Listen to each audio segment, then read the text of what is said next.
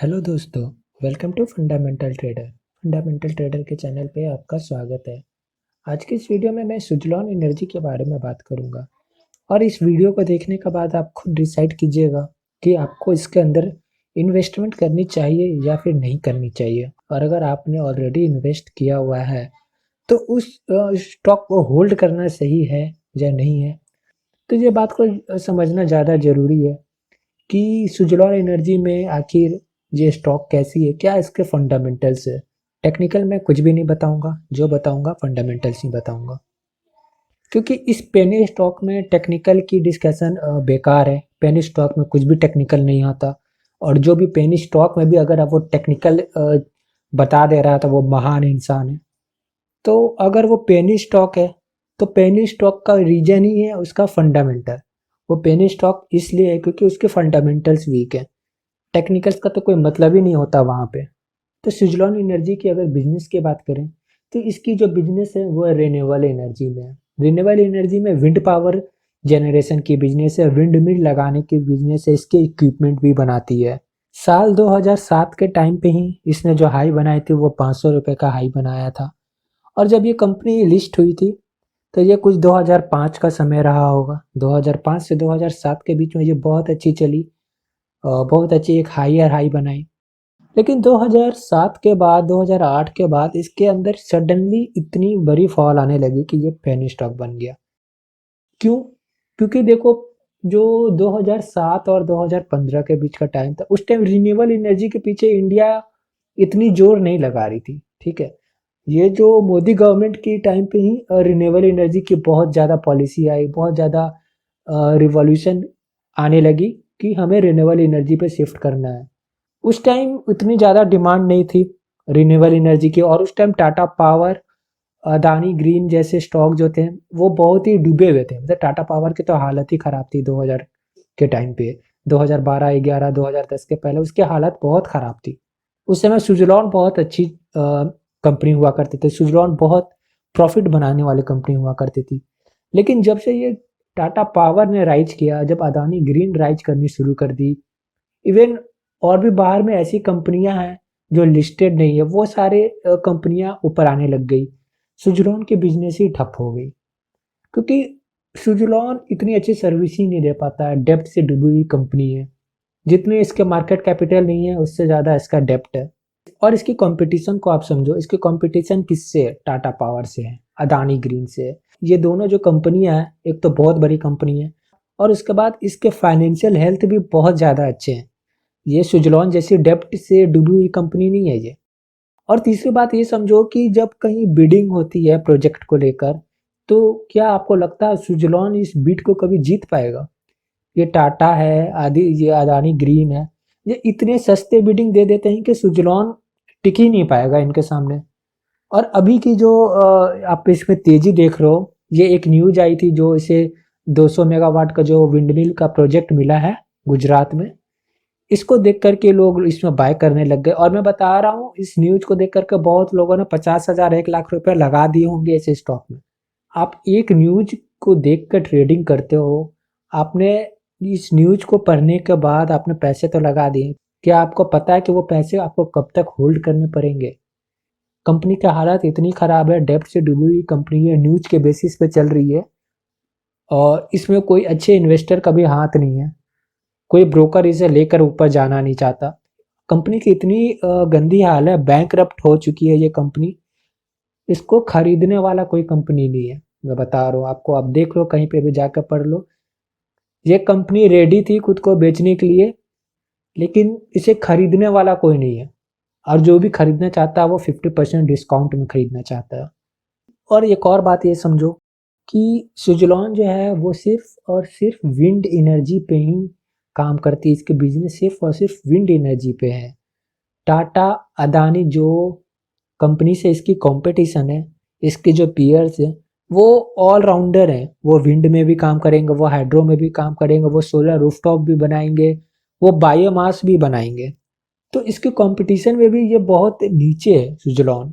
तो कोई भी बिडिंग इसे मिल पानी मुश्किल है। जो भी बिडिंग का प्रोसेस है वहां पर सुजलॉन का जीत पाना मुश्किल है। और अभी आप देखो ना, पिछले 5 साल में कितने सारे प्रोजेक्ट्स आए सोलर के। सुजलॉन को कौन सा प्रोजेक्ट मिल गया? इतने साल से तो उसको कुछ मिला नहीं, एक प्रोजेक्ट मिला, तो इसके न्यूज पे लोग बाय कर लिए। और जो भी यूट्यूब के चैनल्स आपको ये बताते हैं कि ये छाती ठोक कर बोलते हैं कि बाय कर लो, भाई ऐसे चैनल को छोड़ दो देखना तुम लोग। अब मैं आपको देखो इसका फाइनेंशियल्स और बैलेंस शीट भी आपको दिखाता हूँ, आपका कॉन्सेप्ट क्लियर हो जाएगा। अब देखो कंपनी की प्रॉफिट और लॉस शीट पे लेके आया हूँ, बहुत ही ध्यान से देखो मैं जो बता रहा हूँ। इसकी जो टोटल सेल्स है, सेल्स जरा देखो आप, मार्च 2016 में लगभग 6000 करोड़ की इसकी सेल्स थी, देखो 5900 करोड़ का है। लेकिन 2016 के बाद आप देखो मार्च 2020 में सिर्फ और सिर्फ 300 करोड़ की सेल आ गई है, 90% से तो गया ये सेल्स।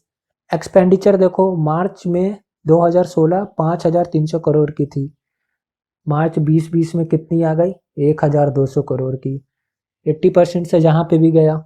नेट प्रॉफिट देख लो, 2016 में 300 करोड़ की प्रॉफिट में चल रही थी, अभी 2020 में -3000 करोड़ की है, ठीक है, यहाँ से भी गया ये।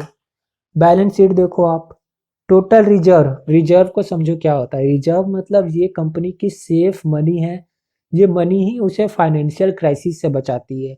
इस रिजर्व में जितना ज़्यादा पैसा है कंपनी के पास, वो उतना ही ज़्यादा सेफ है। आपके अकाउंट में जितना ज़्यादा बैंक बैलेंस होता है आपकी सेविंग में, आप उतना ही खुद को ज़्यादा सेफ समझते हो। तो इसके रिजर्व देखो आप, मार्च 2020 में -11,000 करोड़ की है, समझ रहे हो हाल भाई, -11,000 करोड़ रिजर्व खाली, डूब चुकी है ये कंपनी। अगर मैं रिटर्न ऑन इक्विटी की बात करूँ तो वो 0% है आपके सामने। सेल्स ग्रोथ है -85%, प्रॉफिट ग्रोथ -871%, 800% माइनस में है। डेप्ट की बात करें तो 11,000 करोड़ की डेप्ट है, मार्केट कैपिटल 6,000 करोड़ की, देख रहे हैं डबल का डेप्ट है इसके ऊपर। प्रोमोटर्स की होल्डिंग जो है वो सिर्फ 17% है। तो आप बताइए ऐसा क्या है इसमें जो इसमें आप हैवी अमाउंट लोग इन्वेस्ट कर रहे हैं? कुछ तो अच्छा है नहीं। अगर आपको पेनी स्टॉक में पैसा लगाना ही है तो 500 रुपये मैक्सिमम लगाओ, मैक्सिमम, इससे ज़्यादा पैसा तो लगाओ ही मत। तो इतना ही पैसा लगाओ कि जेब से अगर पैसा गिर भी गया तो उसे आप अफसोस ना करो।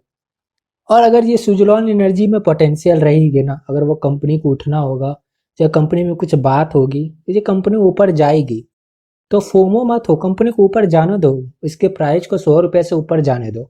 अगर कंपनी के अंदर दम होगा, वो 100 रुपये से ऊपर जाने के, वो 100 रुपये से ऊपर जाने लगेगी, इसके फंडामेंटल्स स्ट्रांग हो जाएंगे, फाइनेंशियल स्ट्रांग होने लग जाएंगे, उसके बाद आप इन्वेस्ट करो। क्या जल्दी क्या मची है इन्वेस्ट करने की? देखो जल्दी पैसे कमाने हैं ना, तो ये तरीका गलत है। इन्वेस्टमेंट करो और अच्छी कंपनी में करो। क्योंकि मेरे पास कुछ पर्सनल मैसेजेस में क्वेरी आई थी कि सुजलॉन एनर्जी में इन्वेस्ट करना सही है या नहीं है, और कुछ लोगों ने ऑलरेडी इन्वेस्ट कर चुके हैं और वो लॉस में हैं। और यकीन मानिए वो लोग 50,000 1 लाख रुपए तक का इन्वेस्ट कर चुके हैं सुजलॉन में। तो इसलिए मैं आपको इस वीडियो से बस यही बताना चाहता हूँ कि पेनी स्टॉक वो किसी रीजन से पेनी स्टॉक है। तो पेनी स्टॉक में अगर कोई वीडियो में ये बोलता है कि आपको बाय करना चाहिए, तो आपको खुद ही समझना चाहिए कि वो पेनी स्टॉक क्यों है। पहले आप जाके रिसर्च कर लो वो क्यों पेनी स्टॉक है। आप कभी भी स्टॉक में इन्वेस्ट कर रहे हो ना, खुद से पूछो कि क्यों, वाई, क्यों पैसा लगाना चाहिए आपको इस स्टॉक में। अगर क्यों का आपके पास आंसर्स आते हैं, वो पॉजिटिव है, तो आप पैसे लगाओ। लेकिन अगर नेगेटिव आता है तो मत लगाओ। अगर आपको कॉन्फिडेंस नहीं आती है तो मत लगाओ। क्योंकि आप पैसे पहले लगा देते हो, और जब पैसे लगा देते हो ना, उसके बाद आपको अंदर से ये थॉट आने लगती है, फीलिंग आने लगती है, यार मैंने गलती तो नहीं कर दी ना। पैसे लगाने से पहले नहीं सोचते हो, लगाने के बाद ये फीलिंग आने लगती है मैंने कोई बड़ी गलती तो नहीं कर दी ना ऐसे में पैसे लगा के। पैसे लगाने के बाद स्टॉक की रिसर्च करते हो आप, पहले नहीं करते हो। और यूट्यूब का क्या है यार, यूट्यूब जैसे आपके स्टॉक मार्केट में वॉल्यूम चलती है ना, यूट्यूब में भी ऐसी वॉल्यूम चलती है।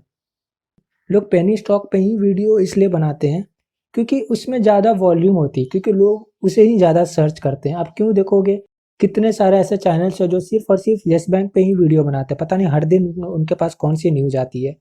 वो इसलिए बनाते हैं ना कि हर दिन येस बैंक को सर्च करने वाले बहुत सारे लोग हैं जो यूट्यूब पे आके सर्च करते हैं येस बैंक शेयर।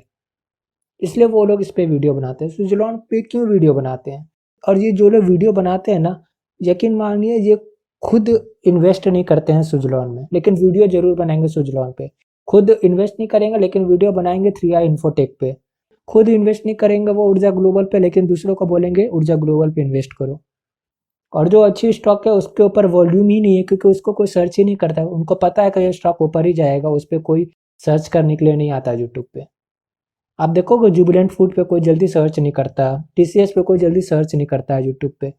लेकिन अगर ऊर्जा ग्लोबल, 3i इन्फोटेक, सुजलॉन के अंदर डिप आ जाती है तो लोग यूट्यूब पे तुरंत जाके सर्च करते हैं सुजलॉन शेयर। तो ये मैटर ही होती है जिसके वजह से लोग वीडियो बनाते हैं। तो इस ट्रैप को आप समझिए, इस बात को समझिए। और पेनी स्टॉक पे अगर कोई भी आपको बोल रहा है बाय करने से पहले, तो प्लीज़ रिसर्च कर लो। पैसे लगाने से पहले रिसर्च करो, पैसे लगाने के बाद मत सोचो कि मैंने गलती तो नहीं कर दी। चलिए ठीक है, तो आप डिसाइड कीजिए आप क्या करना चाहते हैं। आपको बाय करना है बाय कीजिए, आपको सेल करना है आप सेल कीजिए। अगर आप मेरे साथ टेलीग्राम चैनल से जुड़ना चाहें तो आप जुड़ सकते हैं। मैं अपने टेलीग्राम चैनल पर सिर्फ और सिर्फ इक्विटी सेगमेंट की ही बातें बताता हूँ। मैं सिर्फ इक्विटी सेगमेंट में आपको गाइड कर सकता हूँ। कोई इंट्राडे नहीं करता, कोई ऑप्शंस की ट्रेडिंग नहीं करता। मैं एक पोजिशनल ट्रेडर हूँ। मैं आपको सिर्फ शॉर्ट टर्म के इन्वेस्टमेंट पे ही बता सकता हूँ। तो अगर आप भी शॉर्ट टर्म इन्वेस्टर हो, आप भी पोजिशनल ट्रेडर हो, तो आप मेरे साथ टेलीग्राम चैनल पर जुड़ सकते हो। लिंक मैंने कमेंट में पिन कर दिया है। तो चलिए वीडियो को यहीं पे एंड करते हैं। अगर आपको कुछ क्वेरी होती है तो कमेंट में बता सकते हैं। वीडियो कैसा लगा ये भी आप कमेंट में ज़रूर बताइए। अभी के लिए अगर बस मेरा वीडियो अच्छी लगे तो लाइक और सब्सक्राइब करके मोटिवेट ज़रूर कीजिए। जी, आप डिसाइड करेंगे कि आपको बाय करना है या नहीं करना है। पैसा आपका है। मैं ये नहीं बोल रहा कि आप मेरे बताए गए शेयर्स पे बाय करें। आप अपना एनालिसिस खुद करें, आप अपने एडवाइजर से सलाह लें। अगर आपको लॉस या प्रॉफिट होता है तो इसमें मेरे या मेरे चैनल की कोई रिस्पॉन्सिबिलिटी नहीं होगी।